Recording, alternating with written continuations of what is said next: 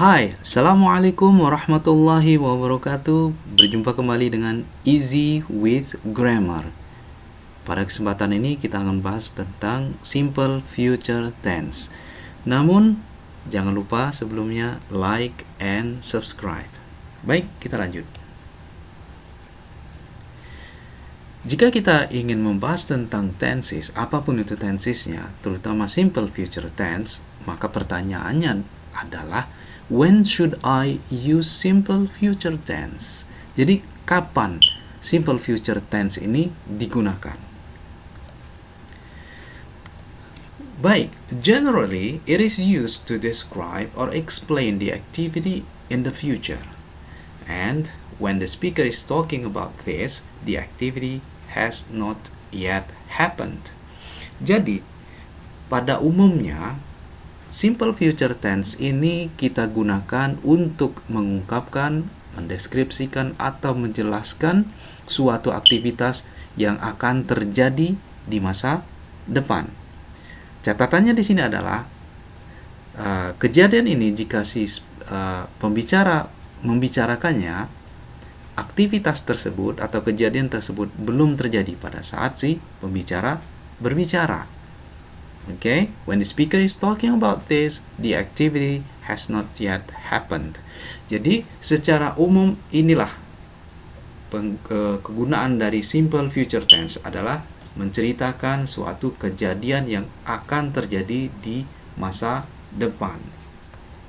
Namun secara detailnya, simple future tense ini digunakan banyak pada fungsi-fungsi tertentu.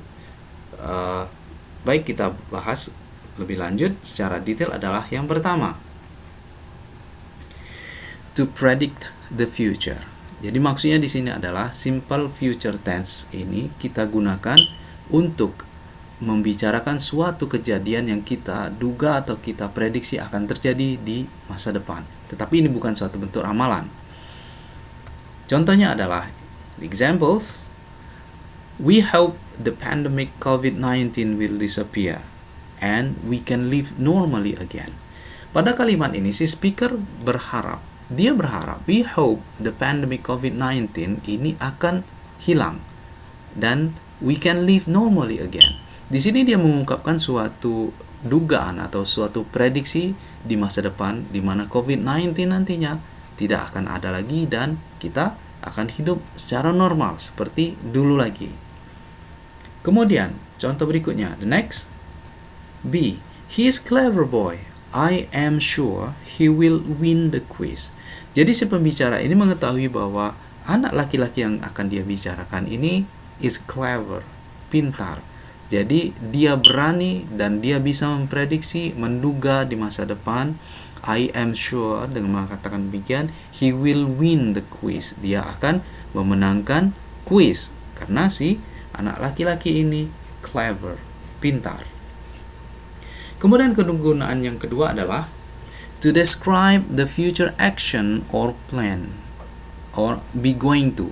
Pada kalimat lainnya kita menggunakan be going to, yaitu untuk mendeskripsikan atau menjelaskan suatu action atau suatu kejadian yang akan terjadi di masa depan. Hal ini sudah kita bicarakan sebelumnya secara general. Inilah fungsi dari tense simple future tense ini. Kita lihat contohnya. He will send us a text after he arrives.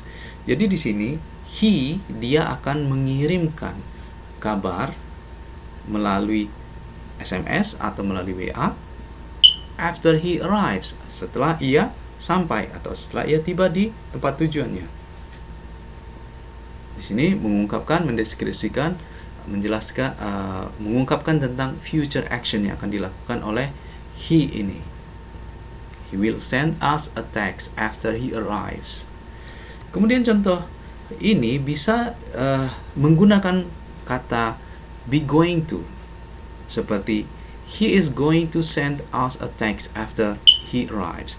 Will dan be going to di sini ini sama untuk mengungkapkan suatu future action.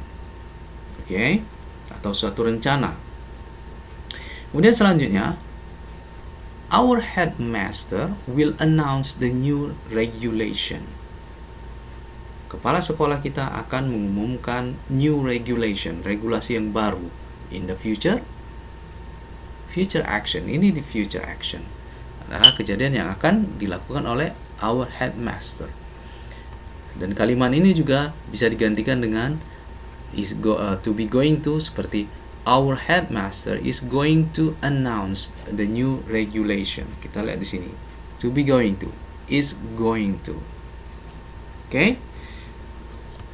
Selanjutnya, fungsi selanjutnya adalah fungsi yang ketiga, to do action for spontaneous or unplanned decision, yaitu to do action for spontaneous unplanned decision, yaitu untuk melakukan action yang spontan atau melakukan kegiatan dari keputusan yang spontan yang tidak direncanakan sebelumnya. Maksudnya apa? Coba kita lihat pada contoh berikut ini agar lebih jelas lagi. Kita lihat kalimat A. Dalam kurung di sini, the door bell rings, I'll open the door.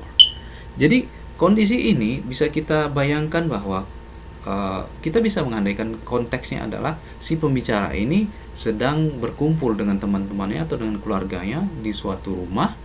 Kemudian tiba-tiba the door bell rings, berbunyi bel pintu. Kemudian secara spontan si pembicara ini langsung berbicara, langsung ngomong dengan teman-teman yang lain. I'll open the door. I will open the door. Saya yang akan buka pintu. Itu maksudnya. Jadi di sini adalah I will open the door atau I'll open the door. Di sini adalah to do action, melakukan action yang spontan dengan yang tidak direncanakan sebelumnya. Baik, contoh berikutnya kita lihat.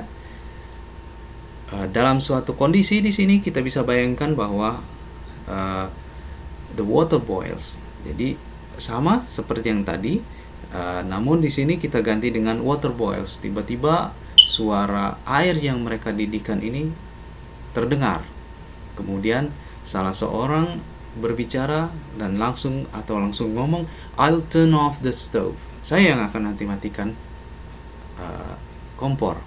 I will turn off the stove. Saya yang akan matikan kompor. Langsung berdiri, kemudian matikan karena the water, air yang mereka masak telah mendidih. Ini yang kita sebut sebagai to do action for spontaneous unplanned decision. Kemudian selanjutnya, yang keempat adalah to make a request or invitation.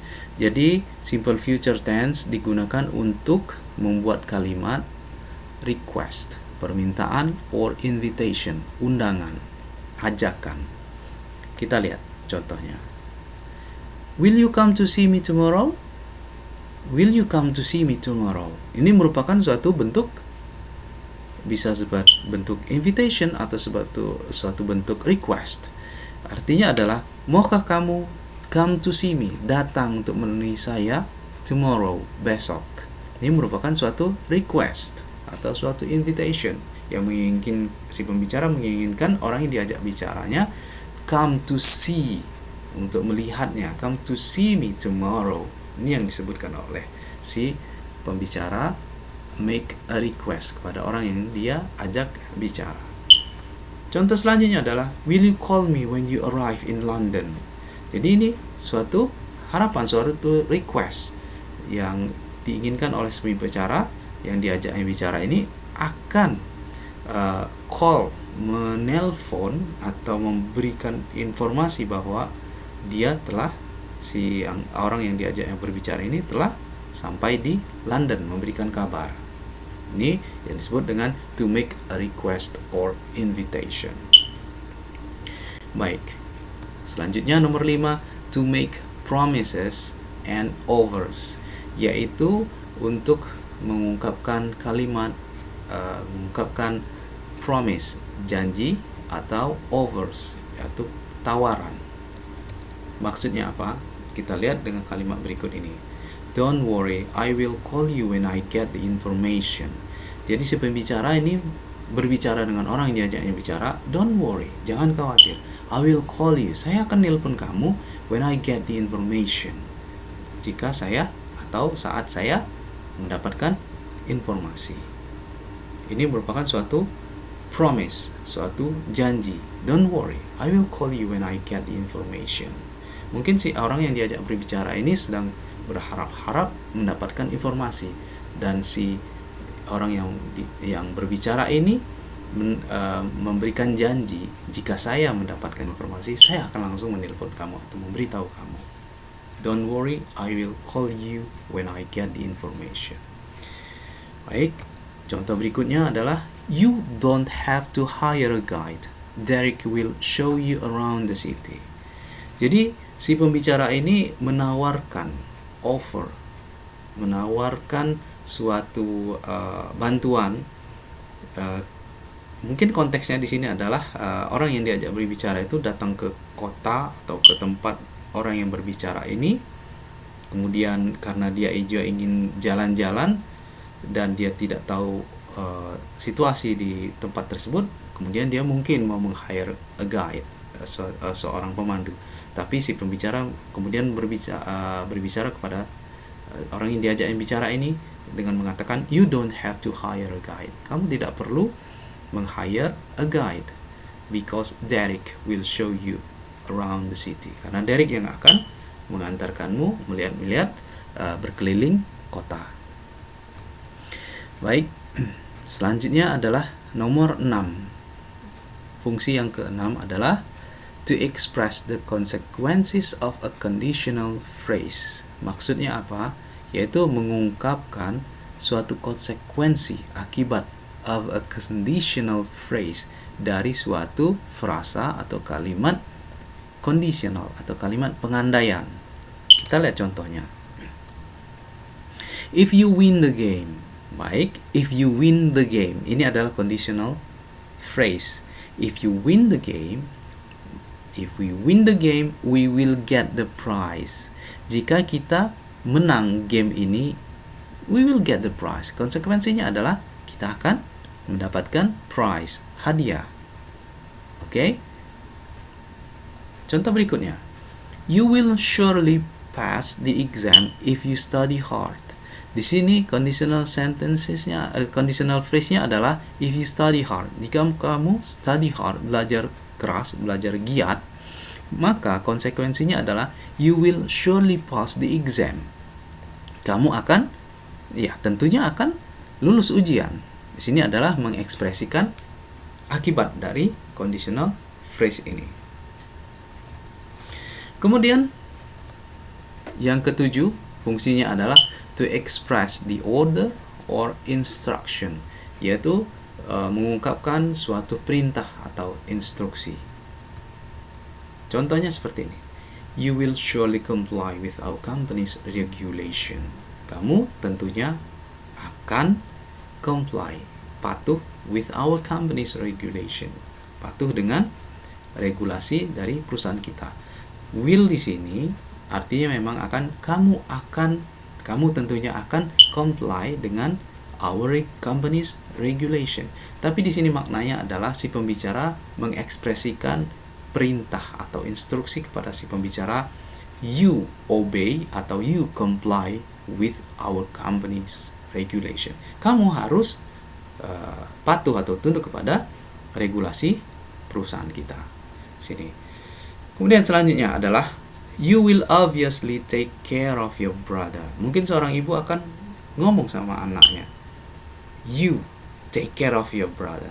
Tetapi secara halusnya dia berbicara, you will obviously take care of your brother. Ini jadi mengekspresikan perintah kepada anaknya bahwa you will obviously, kamu tentunya akan take care of, menjaga adikmu. Oke. Selanjutnya adalah bagaimana how to detect simple future tense. Setelah kita mengetahui fungsi-fungsi dari simple future tense, saatnya adalah untuk mengetahui atau mendeteksi how to detect simple future tense. Bagaimana kita tahu bahwa kalimat itu, terutama misalnya di dalam writing, bahwa kalimat tersebut menggunakan simple future tense. Kita lihat. Of course, simple future tense ini uses the verb base form or verb one. Jadi simple future tense menggunakan kata kerja dasar, yaitu kata kerja bentuk pertama. Ini dari sisi kata kerja. And then uses the auxiliaries seperti will or shall. Penggunaan will or shall ini tergantung dari subjeknya. Tergantung dari I, you, we, they, he, she, it. Tergantung dari subjek menggunakan will atau shall. Dan kemudian ciri-cirinya adalah the adverbs adalah seperti tomorrow, next year, soon, later. Adalah kata keterangan waktu yang menunjukkan masa depan. Tomorrow, besok. Next year, tahun depan. Next week, minggu depan. Atau next day, atau next hour, sejam kemudian. Kemudian soon, segera, and later, nanti. Adalah adverb atau kata keterangan yang menunjukkan future, menunjukkan masa depan. Keterangan untuk masa depan. Oke, kemudian the sentence patterns. Apa pola-pola kalimatnya? Kita lihat. Simple future tense ini jika verbal sentence maka patterns-nya adalah seperti ini, yaitu maksudnya kalimat yang memiliki kata kerja. Contohnya, polanya adalah subject plus will or shall, tergantung dari subjeknya. Kemudian verb one atau kata kerja dasar, and then object. Subject plus will or shall, tergantung dari subjeknya. Kemudian plus verb one and object. Kita lihat pada saat ini kebanyakan walaupun dia memakai bahasa English, kemudian Amerika, maka kebanyakan sekarang menggunakan will untuk fungsi-fungsi dari yang telah kita sebutkan sebelumnya. Untuk mengungkapkan fungsi-fungsi tersebut menggunakan will, jarang menggunakan shall, kecuali shall digunakan pada fungsi-fungsi tertentu yang akan nanti kita bahas terpisah dalam video berikutnya insyaallah. Kita lihat di sini. Subjeknya adalah I, you, we, they, kemudian he, she, it. Semuanya plus will, plus verb one, and plus object. Baik, kita lihat contohnya di sini. It will rain tomorrow. Kita lihat it di sini, subjeknya, will di sini, auxiliary menggunakan will, kemudian rain di sini adalah kata kerja, yaitu kata kerja bentuk pertama. It will rain tomorrow. Besok akan hujan, atau akan hujan besok. Oke. Kemudian bagaimana jika sentence patterns-nya untuk kata kerja to be, menggunakan will plus be. Kita lihat di sini. Subject plus will plus be plus noun or adjective or adverb. Baik, subjeknya di sini I, you, we, they, he, she, dan it. Plus will plus be plus adjective or noun or adverb. Kita lihat contohnya. I will be happy if you come to see me. Saya akan bahagia atau senang if you come to see me, jika kamu menemui saya. Oke. I di sini sebagai subject, kemudian will plus be, will be di sini adalah auxiliary plus be, kemudian happy di sini berfungsi sebagai adjective. Oke. Baik, demikianlah yang dapat saya sampaikan pada kesempatan ini, singkat dan padat, mudah-mudahan bisa dimengerti dan memberikan manfaat kepada teman-teman semuanya. Terima kasih. Kita akan berjumpa kembali insya Allah pada kesempatan yang lain dengan topik yang berbeda. Assalamualaikum warahmatullahi wabarakatuh. Bye bye.